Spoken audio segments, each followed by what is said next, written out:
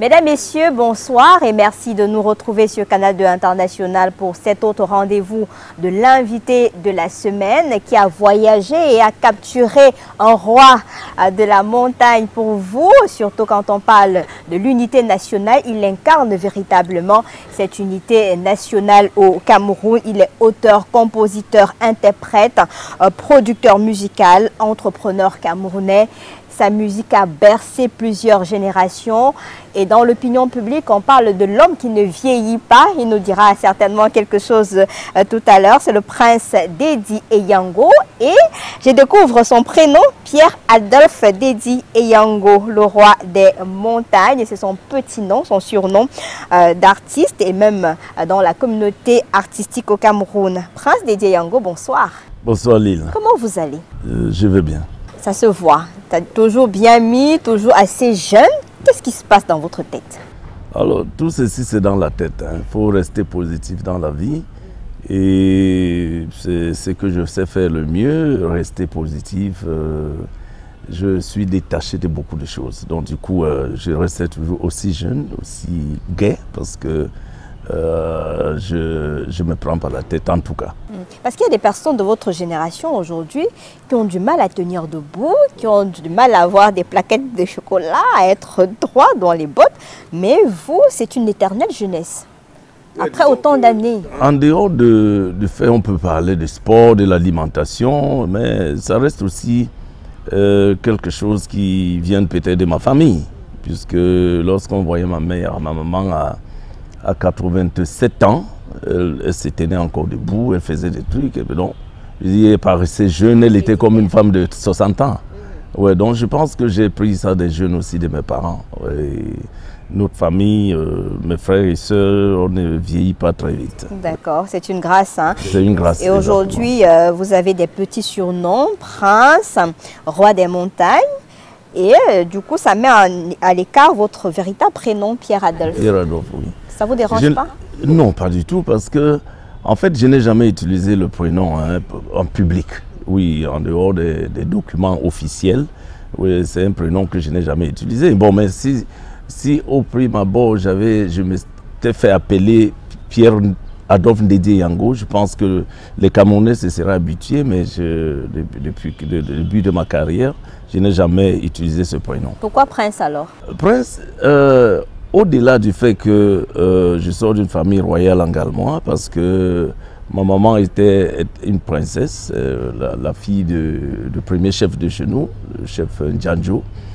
Mais Prince a été comme ça adopté, coopté par des gens au départ qui ont estimé que je méritais ce surnom. Je me rappelle, j'avais, je crois, 19 ans lorsque j'ai organisé un concert. Hein. Je n'avais pas encore d'album.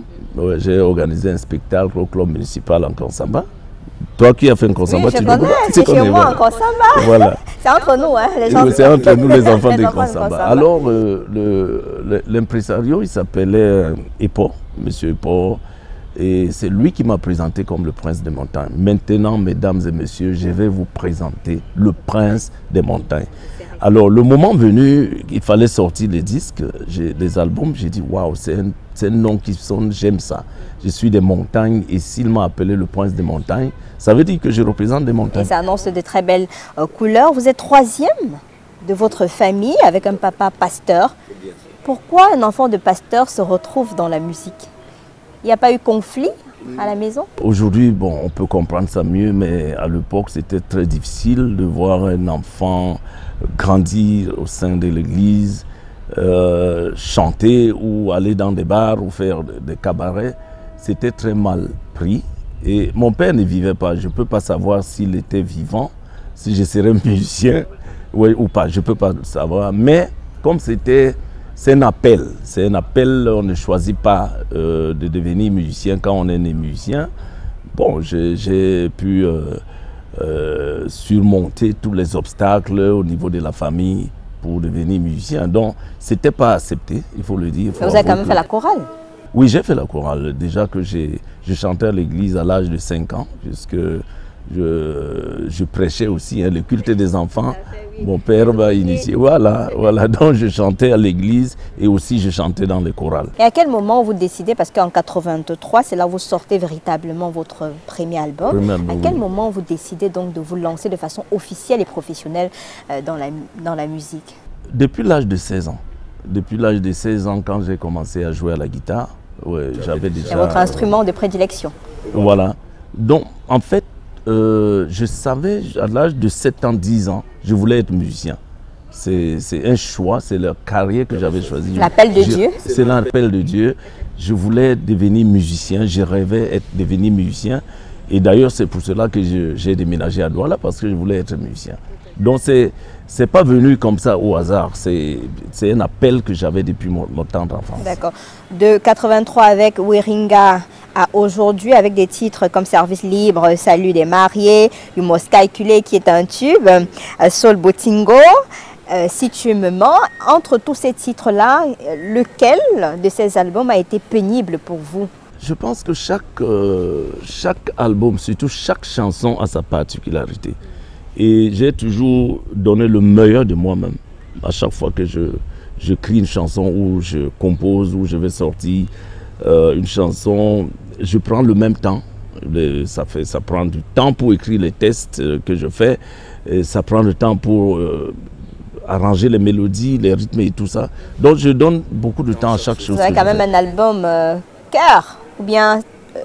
Des titres, oui, peut-être que c'est un titre. Même des albums qui, particulièrement quand vous vous couchez, vous dites que non, cet album doit véritablement marcher parce que j'ai mis mon âme, j'ai mis mon cœur, j'ai mis de l'argent, j'ai sacrifié.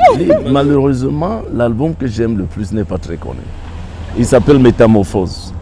Oui, c'est un album d'écoute. Et c'est un album que j'ai fait avec beaucoup d'amour et je voulais me mettre au défi, je voulais voir un tout petit peu jusqu'où je pouvais aller. Donc je n'étais plus conditionné par ce que attend le public de moi. Ouais, donc j'ai fait cet album aux États-Unis dans un autre esprit et ça m'a pris des années et des années. Ouais. Et puis bon, c'est pas un album populaire, mais beaucoup aiment les titres. Avant de revenir, vous avez décidé en 93 d'aller vous installer aux États. Pourquoi? Je voulais changer. Vous étiez fatigué du Cameroun? Ou il y avait encore quelque chose à apprendre? Il y avait quelque chose à apprendre parce que cette idée vient lorsque je fais ma première tournée en Afrique australe, c'est-à-dire Kenya, Tanzanie et Zambie. Voilà. Et c'est la première fois que je me retrouve face au English speaking, comme on le dit, oui. Donc ceux qui ne parlent pas français. Et j'avais du mal à communiquer. Et pourtant, j'avais le même amour, la même attente et tout ce que j'avais là-bas. J'ai joué au stade, Boma Stadium et tout ça, mais on ne peut pas communiquer, je ne peux pas faire des interviews. Et je me suis dit, il me manque quelque chose. Il me manque quelque chose. Et il n'y avait pas meilleur que les États-Unis, le pays de Michael Jackson, de Lionel Richie, de ces artistes qui m'ont beaucoup aussi inspiré. Et là-bas, vous avez fait quoi? Vous avez continué la musique en apprenant la langue? J'ai fait 9 mois pour apprendre la langue, oui, parce que c'était le plus dur, communiquer, parce que je ne parlais pas anglais avant. Et après cela, je me suis imprégné, j'ai créé un groupe que j'appelais les Montagnards de la Californie, où il n'y avait que des Blancs et tout ça. Et puis, Dieu merci, j'ai commencé des tournées, je me suis formé en studio, devenir technicien de studio. Et puis après, je n'ai que fait musique toute ma vie. Vous avez décidé en 2009 de revenir au Cameroun avec ce bagage-là qui venait déjà de l'autre côté. Pourquoi revenir? Vous avez pu rester là-bas comme des autres artistes. Chacun de nous a sa particularité. Hein. Je me rappelle à l'époque, quand on était très jeune, je suis arrivé en France, j'avais 23 ans. Ouais, 23 ans, je n'ai pas voulu rester. Et lorsque j'ai eu l'opportunité de sortir des disques, je suis rentré au Cameroun. Donc, je suis attaché à mes origines. Pour ceux qui me connaissent bien, c'est d'ailleurs pour cela aussi que même je parle d'un galmois, je parle d'un konsamba comme si j'avais gagné quelque chose de particulier en konsamba. Non, je suis attaché à mes origines et le Cameroun c'est dans le cœur. Donc ça a toujours été ça. Je savais que je ne vais pas m'être très long, je voulais apprendre, je voulais apprendre autre chose et lorsque j'ai fini d'apprendre, il fallait que je vienne partager ça avec les populations, avec le Cameroun. Le Cameroun dans le cœur, c'est qui vous amène en 2014 à la présidence de la coopérative des droits musicaux du Cameroun, mais c'est une zone de turbulence pour vous.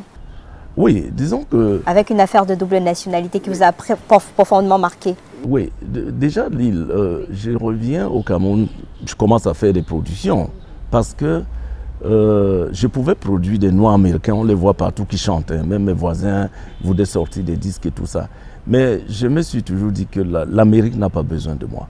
L'Amérique, je peux rien apporter à l'Amérique. C'est moi qui apprends, c'est moi qui prends. Mais donc, s'il y a quelque chose à donner, c'est de revenir au Cameroun et partager cela. Vous avez produit plusieurs artistes. Plusieurs artistes. Alors, étant donné que c'est un secteur qui n'est pas organisé, étant donné que la piraterie a pris le dessus, il fallait trouver un moyen d'assainir. Je me suis dit, pour continuer à investir dans la musique, il faut absolument qu'on puisse régulariser des choses, réformer le secteur de l'industrie musicale. Mais la seule chose, malheureusement, qui est organisée, c'est qu'on reconnaît, que l'État reconnaît, c'est la société de droits d'auteur.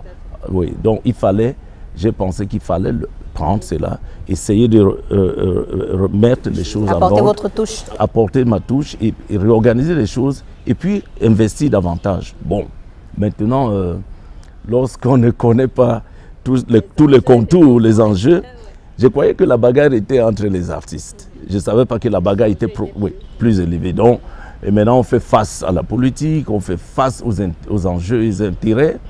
Et du coup, les gens trouvent un prétexte de se dire il faut qu'on trouve un moyen de le disqualifier, de l'empêcher de travailler. On a évoqué la double nationalité. Et ils ont évoqué la double nationalité. Comment vous êtes senti personnellement? Qui a été déjà évoqué avant les élections. Qui était déjà évoqué avant les élections. Il n'y a pas eu de problème. Il n'y a pas eu de problème. Et le ministre à l'époque a dit non, a appelé tous les 6 candidats pour les dire ne parlez pas de la double nationalité de M. Ndedi Yango, que le meilleur gagne. Ce n'est pas moi qu'on attendait. On ne savait pas que les artistes vont faire un choix utile. Et donc, personne ne m'attendait. Et maintenant, à l'intérieur, il ne fallait pas que je travaille parce qu'il y a des choses qu'il faut... Oui, il faut comprendre, il faut respecter. Et du coup, je n'étais plus en accord avec la tutelle. Et puis, on a trouvé ce prétexte pour me disqualifier. Mais comment vous êtes senti personnellement? Très, très mal. Oui, ça a été très dur. Parce que ce n'est pas un combat qui... Ça ne s'est pas passé en une seule semaine. Ça a duré, les débats télévisés, tous les journées ne parlaient que de ça, les pressions dont il faut que la tutelle justifie pour son acte et tout. Ça devient une guerre au niveau même politique. Ouais. Donc ça a été très difficile. Et pour moi, c'était plus dur. Pourquoi? Parce que convaincre mon épouse et mes enfants de rentrer au Cameroun était d'abord un combat. Et lorsque tu arrives et ta famille voit que tu es combattu... Dans ton propre pays. Dans ton propre pays, ils se sentent en insécurité. Et voilà là où ça m'a fait... Comment vous avez fait pour dépasser tout cela et rester là? Parce qu'en dehors de la musique, vous êtes entrepreneur, vous n'avez pas baissé les bras. Aujourd'hui, au-delà de la musique, vous êtes un entrepreneur camerounais bien affirmé. Merci. Disons que j'avais déjà compris que mon problème n'était pas... Je n'avais pas un problème avec l'État du Cameroun, je n'avais pas un problème avec le gouvernement. J'avais un problème avec un ministre par rapport aux intérêts qu'elle avait. Donc du coup, j'étais bien conseillé.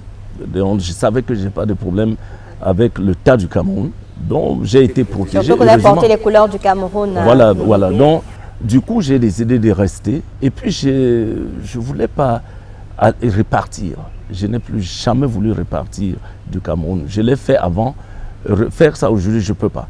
Donc je préfère, j'ai choisi de vivre au Cameroun et puis rester tranquille pour que les choses se passent comme ça se passent là. Est-ce que c'est pour ça qu'en 2015, vous décidez de mettre un pas sur le gospel avec Merci Seigneur? Oui, peut-être que ça a été aussi une inspiration, mais partant en tant qu'ayant la culture religieuse déjà, c'est pas nouveau. Mais il y a eu trop de combats et vous êtes resté après les combats, mais il faut avouer aussi que mes chansons en général, c'est des chansons qui parlent de l'amour, qui parlent de la justice, qui parlent dont les thèmes aujourd'hui, dans ma carrière, mes thèmes ont toujours été des thèmes que Dieu doit apprécier. C'est-à-dire, ce n'est pas des thèmes que Dieu va dire non. Sauf que là, c'est une chanson spécialement God. Ce n'est pas un peu le pur Makossa des années 83, 84.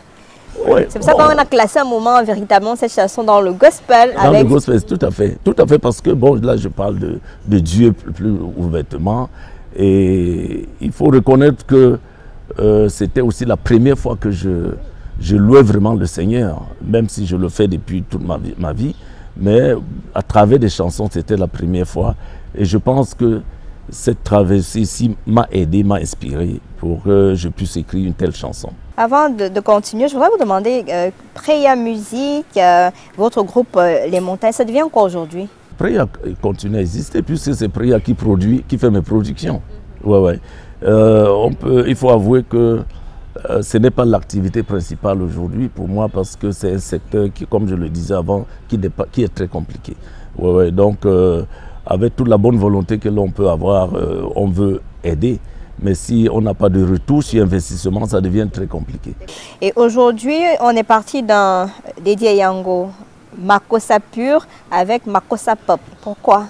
Vous évoluez avec le temps ou parce que vous êtes avec des jeunes? Non, je suis musicien. Je suis musicien. Hein, et puis, en tant que musicien, je ne suis pas juste un interprète ou un chanteur. Je suis un musicien. Donc, j'ai fait beaucoup de styles avant de choisir le Makossa. C'est-à-dire que j'ai fait un peu de jazz, j'ai fait un peu de pop. J'ai cette capacité d'aller d'un style à un autre. Et parfois, je me mets au défi pour voir un tout petit peu ce que je peux proposer au public. Et aussi, j'aime ce que les jeunes font.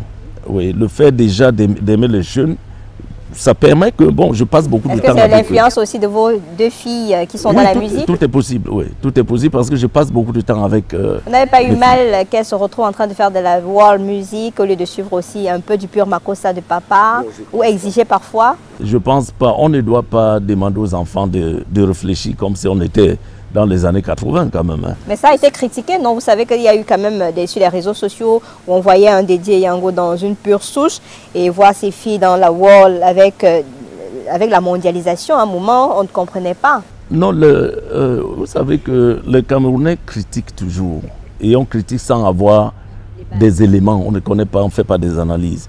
Mes enfants sont nés aux États-Unis, donc mes enfants sont américains. Ont la culture américaine. Et comme tous les enfants des Camerounais nés à l'étranger, ils fonctionnent comme des Américains.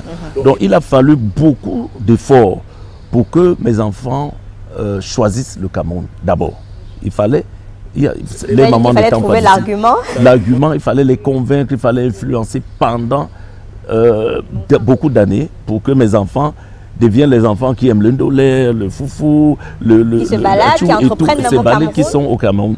Donc, on ne peut pas demander à ces enfants de réfléchir comme un enfant qui est né en gallois ou qui est né en Konsamba. Non, ce n'est pas la même chose. Mais comment vous gérez tout ça alors? Ça va en tant que papa? Ça va. Je pense que, comme je l'ai dit à l'entame de mes propos ici, il faut rester toujours positif. Et tout ce qui est turbulence va passer, il faut se mettre comme ça dans la tête. Aujourd'hui, comment est-ce que vous voyez le Makossa? On vient vous êtes dans l'actualité avec votre featuring avec Blanche Bailey. C'est vrai que ça nous ramène également dans votre sensualité, mais on aimerait un peu avoir votre regard pour un ancien qui évolue avec le temps. Ben, disons que, comme je l'ai toujours dit, hein, je ne suis pas un défenseur forcément d'un style particulier. Je suis un musicien. Vous n'êtes pas dans le Makossa n'est pas mort, le Makossa doit vivre. Non, je ne suis pas dans ce genre de débat. Je suis dans le débat de la musique camerounaise et je peux partir d'un style à un autre. Et d'ailleurs, dans mes titres par le passé, on retrouve le zouk, on retrouve le folklore qui est typiquement, on retrouve le gospel, on retrouve le Makossa, qui n'est pas forcément... Oui, il y a une fusion de tout ça. Et on retrouve le français, on retrouve le pidgin. Est-ce que vous êtes fier de l'évolution des jeunes, des anciens? Est-ce que vous êtes fier de ce que vous voyez aujourd'hui comme musique? C'est vrai que la musique est universelle, mais on spécifie musique camerounaise. Je pense que les jeunes ont beaucoup évolué. Oui, aujourd'hui, si on me posait la même question il y a 10 ans, j'aurais dit vraiment, j'ai peur de l'avenir de la musique. Mais les jeunes, depuis une dizaine d'années, ont pris la main et je pense que on peut espérer. Hein, on peut espérer. D'ailleurs, beaucoup aujourd'hui s'inspirent de la musique traditionnelle. Oui, donc cette fusion-là, donc c'est qui est bien. On a vu un Dédié Yango avec plein de sensualité dans le clip avec Blanche Bailey. Au point où on a dit, est-ce qu'on est en train de perdre notre Dédié Yango? Non, ben, vous savez, pour ceux qui connaissent, j'ai un style slow parfois, en fait, quand on écoute. Mais l'amour vous a touché dans le clip là, hein? Les textes et les paroles. Lille, oui, j'ai écrit cette chanson, ça fait 6 ans. Mon entourage me suit, ils le savent. D'ailleurs, si on demande à Aubin Sanjo, il va dire qu'on a travaillé ces chansons il y a 4 ans.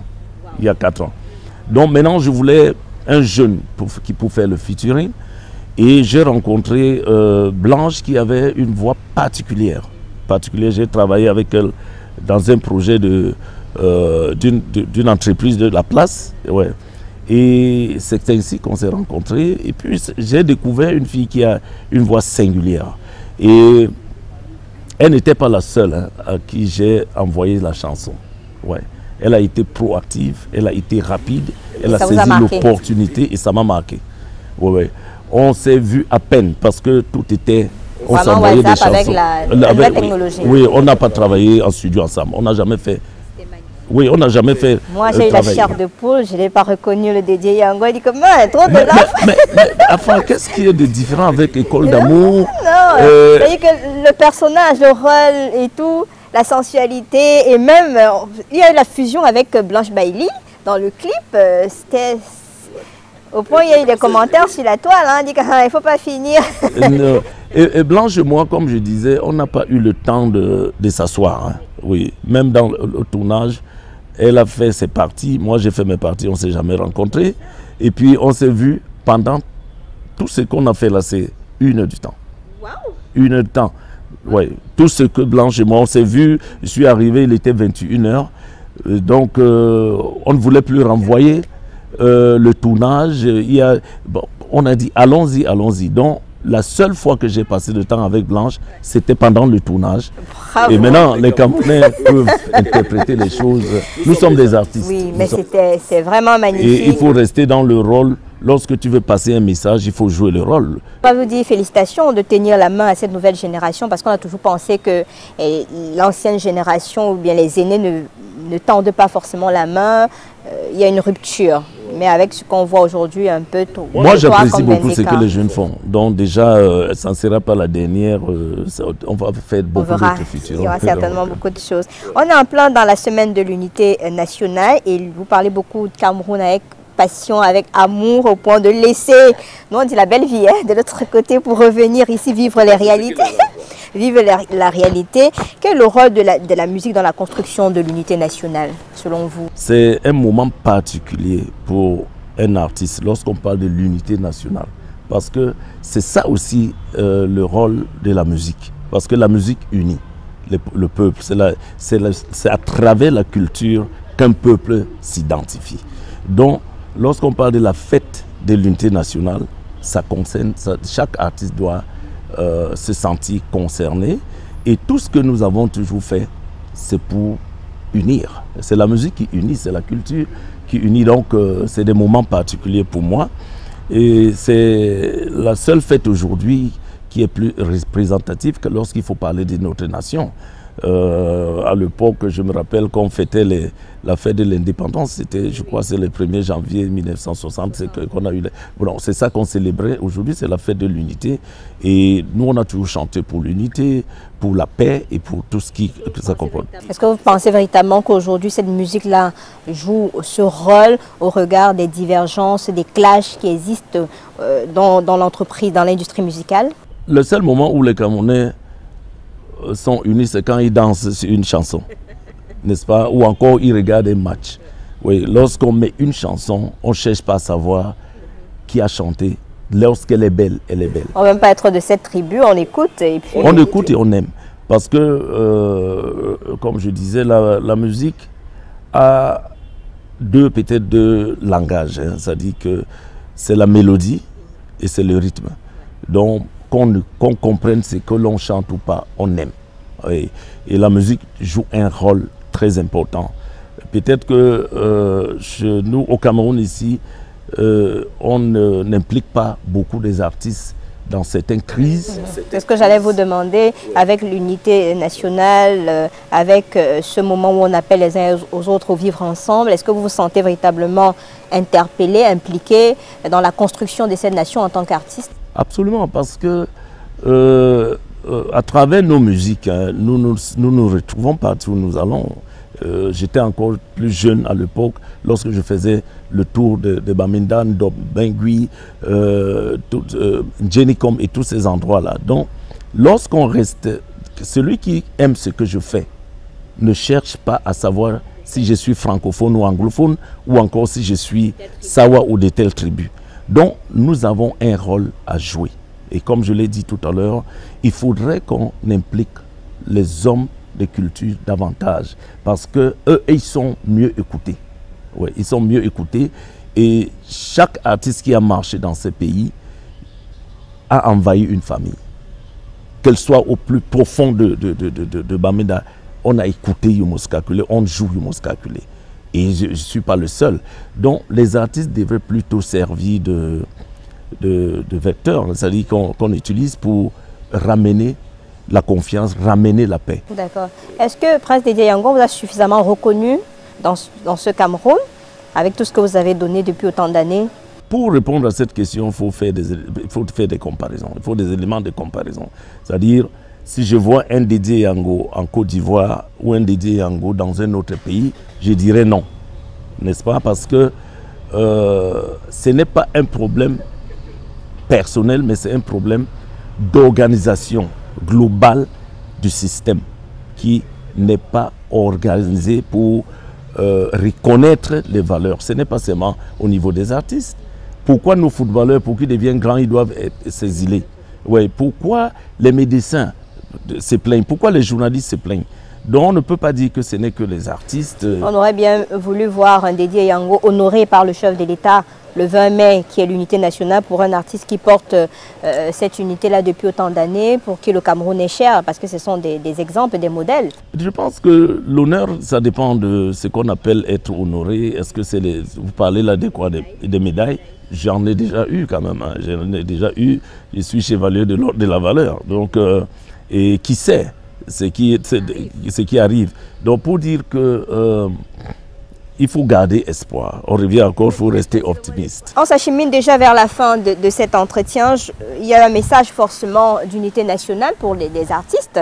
Parce que c'est vrai qu'on dit l'artiste c'est celui qui rassemble, c'est lui qui est l'exemple même.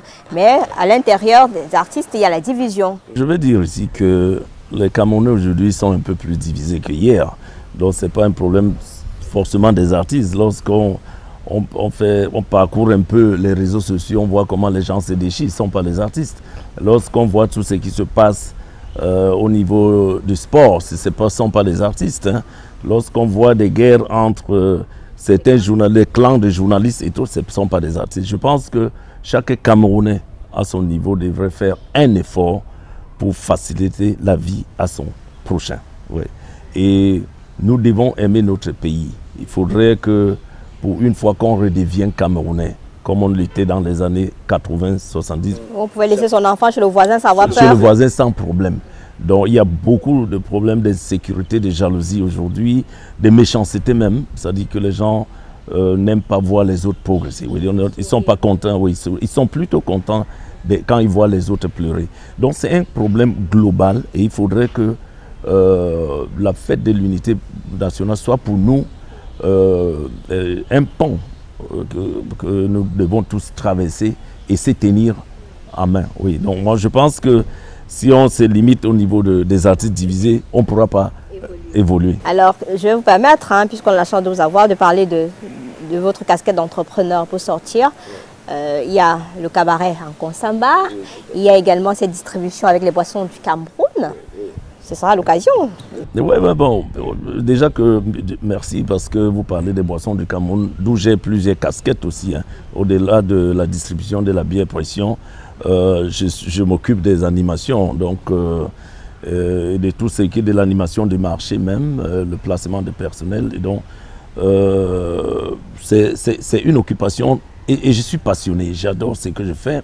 Et aussi, bon, quand vous avez parlé du complexe Le Montagnard, on programme les artistes tous les ans pour continuer à nous aider pour que Konsamba soit le lieu par excellence où chacun peut venir découvrir et se divertir.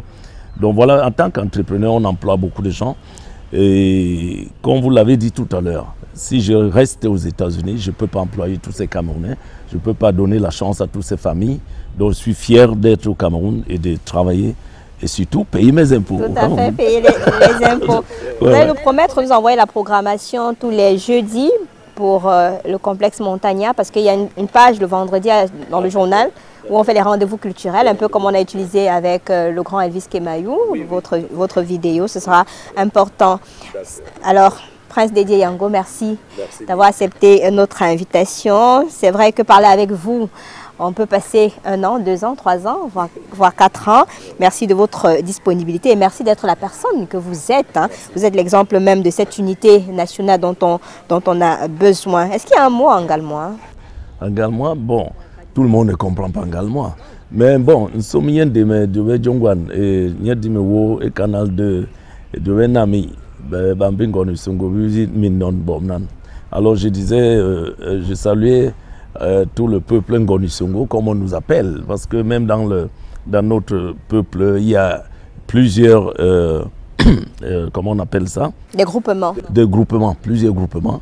Mais tous ces groupements, il y a un seul nom qui les unit, c'est le Ngonisongo. Donc je salue le peuple Ngonisongo et de Béni, Canal 2 qui nous reçoit. Merci, nous avons besoin de cette bénédiction. Pierre Adolphe Ndédi et Yango le Prince. Mwankoum, c'est ça la Mwankoum. Voilà, ça c'est Prince Véronique qui m'a dit, n'oublie pas Mwankoum. Le roi des montagnes, merci beaucoup. Merci, ça a été un plaisir. Merci beaucoup pour vous donner, comment on appelle ça? Avec vous, on ne s'ennuie pas et ça fait plaisir. Mesdames, Messieurs, ça a été un plaisir d'être des vôtres ce samedi encore sur Canal 2 International. Bonne fête de l'unité à tous. Je vous retrouve la semaine prochaine avec un autre invité et une autre thématique, mais surtout un invité aussi sympathique que notre Prince Dédié Yango. Bonsoir.